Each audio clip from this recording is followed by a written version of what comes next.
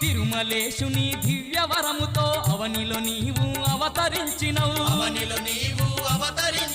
తిరుపతాంబవై పెనుగంచిలో నా కోటి కాంతులతో కొలువు తీరినవు ముచ్చగాలను ఏలే తల్లివి అమ్మా తిరుపతాంబ ముగ్గురమ్మల మూల పుటమ్మవు నీవే తల్లి తిరుపతాంబ